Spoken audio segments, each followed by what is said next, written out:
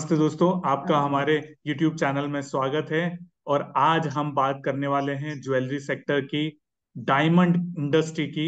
और इस पर बात करने के लिए हमारे साथ जीजेईपीसी के चेयरमैन खुद विपुल शाह जी मौजूद हैं। विपुल जी, आपका बहुत बहुत स्वागत है। और सबसे पहले तो मैं आपको बधाई देना चाहूंगा कि जीजेईपीसी ने बहुत ही बढ़िया शो जो है आईआईजेएस प्रीमियर का आयोजन किया। तो ये शो के बारे में थोड़ा बताइए कि जो आपने अनुमान किया था, क्या उतना पार्टिसिपेशन, बिजनेस, ये सब हुआ उस शो में? ये शो बहुत ही बढ़िया रहा। More than 69 countries and total 2060 international visitors had visited our show. तो ये बहुत खासियत रहा।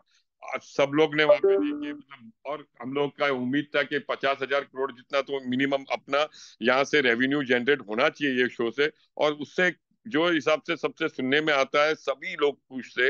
गोल्ड वाले ज्यादातर, डायमंड वाले, और मेरे हिसाब से नहीं नहीं तो ये कई नहीं तो हम लोग ने हमारे आंकड़े से भी ऊपर चला गया है ये शो, जिस तरह से धंधा हुआ है। सामने ये चैलेंजिंग रहता है कि नए नए विदेश में नए नए सेक्टर्स में कैसे एक्सपोर्ट को बढ़ावा दे सके। तो इस तरह से हम लोग ने नए मार्केट पेनिट्रेट किए और हमको इसका नतीजा बहुत अच्छा लगा, परिणाम अच्छा मिला है, and we are very very satisfied. Sir, जैसे आपने लैब ग्रोन डायमंड की बात की, तो जियो कन्वेंशन सेंटर में मैं भी गया था, तो वहाँ बहुत सारे जो लैब ग्रोन डायमंड कंपनीज थी। और लास्ट टाइम जब ऑर्गेनाइज किया था तब शायद 3-4 ही लोगों ने पार्टिसिपेट किया था, पर इस बार बहुत सारे लोगों ने पार्टिसिपेट किया लैब ग्रोन डायमंड में। तो लैब ग्रोन डायमंड जो इंडस्ट्री अभी एकदम से लास्ट 1 ईयर अगर हम देखें तो एकदम से उसमें बूम आया है या लोगों को पता चला है, तो वहां कितनी अपॉर्चुनिटी है जो लैब ग्रोन डायमंड है, उसको कैसे देख रहे हैं वो वाले मार्केट को आप? लैब ग्रोन डायमंड का भविष्य बहुत अच्छा दिख रहा है। उसमें कटिंग एंड पॉलिशिंग भी मोर और लेस सिमिलर है जो नेचुरल का है। दोनों चीज एक चीज आप अपने दर्शकों और ये अपने सारे ग्राहक लोग कस्टमर्स को ये बताना चाहता हूँ। दोनों एक दूसरे को कॉम्प्लीमेंट करते हैं। आज नेचुरल डायमंड है तो लैब ग्रोन उसको मतलब लैब ग्रोन को कुछ दृश्य दिख रहा है कि चलो, मतलब क्या उसको कुछ कैसे, किस तरह से, कौन से सेगमेंट को हम उसको टारगेट कर सके। आज नेचुरल उसका स्थान बना के बैठा है। लैब ग्रोन जो नई चीज है, तो वो एक अफोर्डेबल कैटेगरी में जाती है। आज जो लोग को डायमंड पहनने की या जो भी डायमंड ज्वेलरात खरीदने की जो उनकी जो वो थी, तो आज लैब ग्रोन के माध्यम से वो लोग खरीदने की लोग के पास ताकत आ चुकी है। तो इस तरह से जो शास्त्र जो सेगमेंट को हम लोग कभी भी, मतलब, आज मिडल से लेके लोअर मिडिल क्लास पीपल को भी ये अफोर्डेबिलिटी कैटेगरी में हम जो बोलते हैं, तो ये लोग वहां पे भी, मतलब, टारगेट किया। जो कभी भी नेचुरल वहां, मतलब, नेचुरल एक अलग ही स्थान लेके बैठा था, और it was just desire for the for certain people with emotions and value for money वाले लोग के लिए जो बोले। और ये हमारा डिजायर, हम लोग को ये सेगमेंट को, जैसे जो पहली बार जो डायमंड का ज्वेलरी के लिए ख्वाहिश रखते थे कि कब मैं डायमंड खरीद सकूंगा, तो आज वो लोग को ये मौका मिल जाता है लैब ग्रोन की वजह से कि ये डायमंड पहन सके। तो दोनों एक दूसरे को कॉम्प्लीमेंट करता है। आज आगे जाते 10 साल 15 साल के बाद नए माइंस भी आने वाले नहीं है, नए माइनिंग अपॉर्चुनिटीज भी कम होने वाले हैं। तो सरकार ने भी देखा कि भाई ये कटिंग एंड पॉलिशिंग दोनों में सिमिलर है, तो क्यों ना अभी से ही ये चीज हिंदुस्तान में प्रचार हुए, उसका वैल्यू एडिशन हुए। और ये हर घर में, मतलब, जगह जगह हम लोग इंडिया का नाम, जैसे 10 में से 9 diamond cut and polish India में हो रहा है, तो लैब ग्रोन इधर ही मेक हुए, इधर ही हम लोग उसको वैल्यू एडिशन करके बढ़ाए। तो सरकार का भी अच्छा खासा सपोर्ट है ये शास्त्र में। और मेरे को लगता है कि जल्दी 15 साल के बाद डाउन द लाइन, जब जब नेचुरल डायमंड की डिमांड, मतलब नेचुरल डायमंड में आज माइनिंग एक्टिविटीज कम होती जाएंगी, वो रेयर होते जाएगा नेचुरल, और वो रेयर होता जाएगा, तभी ये स्थान उसका 15 साल के बाद अच्छी तरह से ये ले चुका होगा। तो दोनों एक दूसरे को कॉम्प्लीमेंट करिए। It is just matter of time, और उसको किस तरह से हेल्दी मार्केटिंग कर सके, और अफोर्डेबल कैटेगरी वाले लोग जो नेचुरल डायमंड नहीं ले सकते थे, उसके लिए ये अच्छा मौका मिल जाता है। कुल मिला के आप ये कह रहे हैं कि जो लोगों के अफोर्डेबल, मतलब जो नेचुरल डायमंड नहीं खरीद सकते हैं, वो लैब ग्रोन डायमंड, क्योंकि वो थोड़ा उससे सस्ता होता है पर उसके जैसा ही दिखता है, वैसी ही क्वालिटीज रहती है, बस वो लैब में ग्रोन हुआ रहता है। में बहुत सारे लोगों के दिमाग में कंफ्यूजन है कि हम लैब ग्रोन डायमंड थोड़ा सा वो उसको एक अलग दृष्टि से देखते हैं, तो वो थोड़ा सा आप क्लियर कर पाए हमारे दर्शकों के लिए कि लैब ग्रोन भी डायमंड अगर आप खरीद रहे हैं तो वो भी एक, उसका भी एक एक्सचेंज वैल्यू होता है। कुछ लोग 80% तक देते हैं एक्सचेंज वैल्यू, कुछ लोग ज्यादा भी देते हैं। तो वो थोड़ा सा कंफ्यूजन दूर कर पाए हमारे दर्शकों के लिए। जो आज लैब ग्रोन उसको समय लगेगा। आज क्या है कि वो एक टेक्नोलॉजी प्रोडक्ट है, तो टेक्नोलॉजी प्रोडक्ट में एक प्राइस बेस आज क्या है कि आज नया नया, तो आज जैसे आप नया फोन आईफोन आता है एप्पल, तो आज एप्पल का 15 तो आप एप्पल 15 करोगे, फिर धीरे धीरे आप 14 या 13 को भूल जाओगे। तो ये एक टेक्नोलॉजी से वो प्रोडक्ट नीचे सस्ता होता जाएगा। तो एक आज वो एक डिजायर कैटेगरी और अफोर्डेबल कैटेगरी में है। हाँ, इन्वेस्टमेंट एंगल से उसको टाइम लगेगा, समय लगेगा, और उसको एक बेस बनने में टाइम लगेगा।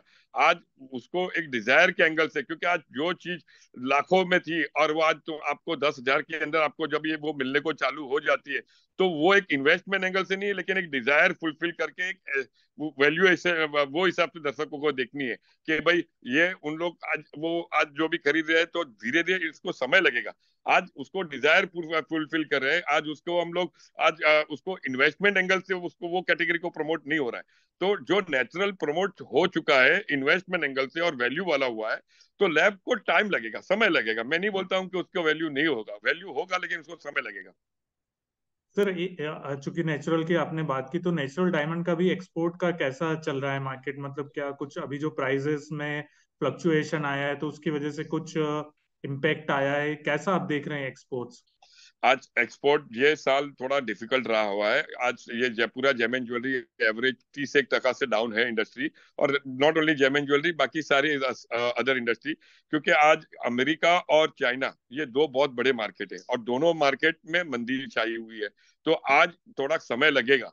और इस तरह से आज देखेंगे तो आप इंडिया जो इतना बड़ा मार्केट, डोमेस्टिक मार्केट भी आज आपने आईएसएस में भी देखा जो हिसाब से भीड़ थी, तो एक इंडिया की इकोनॉमी रोबस्ट है। और आजू बाजू इंडिया के सराउंडिंग में साउथ एशियन कंट्रीज जो है, या वियतनाम है, कंबोडिया है, तो ये सब की इकोनॉमी अच्छी है। और यहाँ से मतलब जो भी मतलब हम लोग मार्केट को कैसे किस तरह से जो शेयर हम लोग का टूट रहा है अमेरिका और चाइना में, तो वो हम लोग कैसे ये नए मार्केट को पेनिट्रेट करके सरकार के साथ भी पॉलिसीज कैसे फेवरेबल ये लोग कंट्री के साथ करके उसको एक्सपोर्ट का बढ़ावा दे सके, तो हम लोग की कोशिश वही है। तो ओवरऑल यस, 4 महीना स्लो गए हैं, क्योंकि हम लोग का 3-4 साल बहुत अच्छा रहा था। और ये जेम एंड ज्वेलरी में ऐसा नहीं है कि नेचुरल का भी गया तो लैब ग्रोन का भी डाउन। ओवरऑल सारी whole sector is down by 30%, but it will take some time. उम्मीद है कि अभी सामने दिवाली आ रहा है, क्रिसमस आ रहा है, और अभी सीजन भी चालू हो जाएगी, और वो हिसाब से ऑर्डर्स भी अभी आए, जैसे जो रिसेंटली इतना सक्सेसफुल गया है, तो वो भी ऑर्डर्स में कन्वर्ट होगी। तो अभी एक्सपोर्ट गिरते हुए नहीं दिखता है, लेकिन थोड़ा बढ़ने में टाइम लगेगा। जी, जैसे आपने कहा कि एक्सपोर्ट जो है बढ़ने में थोड़ा सा समय लग जाएगा, क्योंकि एक्सपोर्ट में अभी थोड़ी सी दिक्कत है, क्योंकि ओवरऑल मेरे मुझे लगता है जो ग्लोबल इकोनॉमी है उसमें भी स्लो डाउन है। वो भी एक कारण है कि लोग उतना जितना पहले वो मंगाते थे शायद अभी उतना नहीं मंगा रहे हैं। सर, एक और मैं बात आपसे पूछना चाहूंगा कि जो चूंकि हमारे जो ज्वेलर भाई है या जो काम करते हैं वो डिजाइन और इनोवेशन, ये क्या है कि इसको उस तरह से नहीं देखते, क्योंकि ट्रेडिशनली जो चला रहा है उसी के आधार पे वो करते हैं। और जैसा हमने आईएजेएस में अभी देखा कि एक से एक बढ़कर बेहतरीन लोग अपने इनोवेशन लेके आए, डिजाइन लेके आए। तो इसको बढ़ाने के लिए आप क्या कहना चाहेंगे कि अब नए सिरे से आपको अगर धंधा बढ़ाना है तो एकदम नए तरीके से नए इनोवेशन से आपको सोचना होगा, तभी आप इससे एक लेवल ऊपर जाएंगे? आज आपने ये बहुत अच्छा सवाल किया है। एज एन इंडस्ट्री हम लोग का काम रहता है, हम लोग नए नए अपकमिंग डिजाइनर्स को मौका देते हैं। हम लोग जैसे ये आर्टिशन अवार्ड्स निकालते हैं, तो कैटेगराइज हम लोग उसमें एक अच्छा सा पैनल बनाते हैं, और उसमें सारे एप्लीकेंट्स ऑल ओवर इंडिया से उसके मंगवाते हैं। और नए नए अपकमिंग को वो लोग को एक थीम दिया जाता है, और थीम के बेस से वो लोग डिजाइन करके बाद में उसमें से सिलेक्ट करते हैं, और उसमें से जो भी अपकमिंग डिजाइनर्स वगैरह जो आते हैं उसको अवार्ड करके उसको हम लोग सम्मानित करते हैं। तो इस तरह से क्या है कि ये शास्त्र में नए नए अपकमिंग नए नए आइडियाज के साथ सारे लोगों को हम बढ़ावा देते हैं। और काउंसिल उसकी तरह से हमारा साल में एवरी ईयर एक आप देखेंगे एक तो आर्टिशन अवार्ड है। आपको भी मैं अभी हाल ही अभी आर्टिशन अवार्ड के लिए ये साल के लिए मैं ऑलरेडी मेहनत चालू हो चुकी है। आपको भी मैं निमंत्रण दूंगा कि आप आईना, तो आप खुद देखेंगे कि किस तरह से काउंसिल नए प्लेटफॉर्म और नए यंगस्टर्स को अपकमिंग के लिए ये शास्त्र में और जोड़ने की ट्राई कर रही है।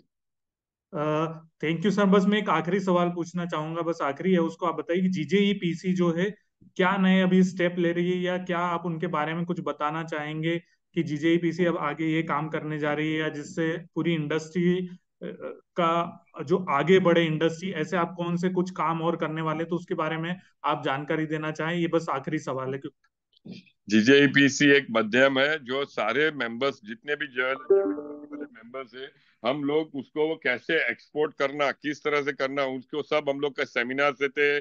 साथ साथ में एजुकेशन, साथ में इंस्टीट्यूट है, लैब्स है। तो हर एक छात्र में जेमन ज्वेलरी से, जैसे फ्रॉम कारीगर से लेके आज उसको बिजनेस एंटरप्रेनर, वो सारी चीजों की हम लोग फैसिलिटी देते हैं। और हम भी मेक के वहां से, हमारे यहाँ से अच्छे में से एंटरप्रेनर्स होके सब लोग बाहर आए।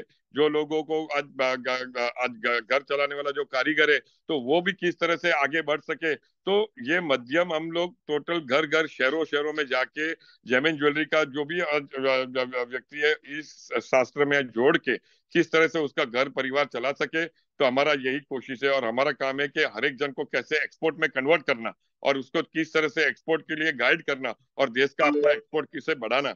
तो इस तरह से यह माध्यम से, सरकार के सहयोग से हम लोग ये करने की कोशिश कर रहे हैं। नहीं सर, आपका बहुत अच्छा काम है, क्योंकि आप जो काम कर रहे हैं डॉलर को बाहर से ला रहे हैं यहाँ पे। और दूसरी जगह क्या होता है कि हम बाहर भेजते हैं तो वो थोड़ा सा एक प्रॉब्लमेटिक होता है। जैसे गोल्ड का भी हम लोग इतना इंपोर्ट करते हैं तो हमारा जो है डॉलर बहुत बाहर जाता है, पर आप लोग बहुत मेहनत करके जो एक्सपोर्ट करते हैं तो जो डॉलर है इंडिया में आता है, जो कि एक बहुत बड़ी बात है और वो देश के विकास में सहयोग देता है। तो आपका बहुत बहुत धन्यवाद विपुल जी, हमसे बात करने के लिए। बहुत ही अच्छा लगा आपसे बात करके हमें। Thank you thank you sir. Virendra ji, thank you so much, thank thank you. You. Thank you.